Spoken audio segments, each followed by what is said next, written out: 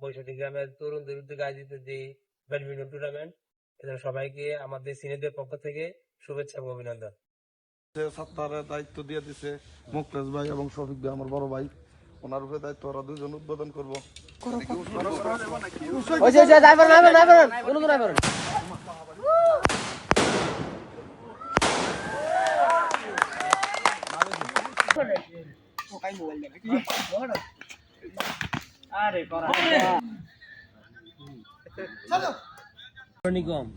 পুরো কদরে যায় তার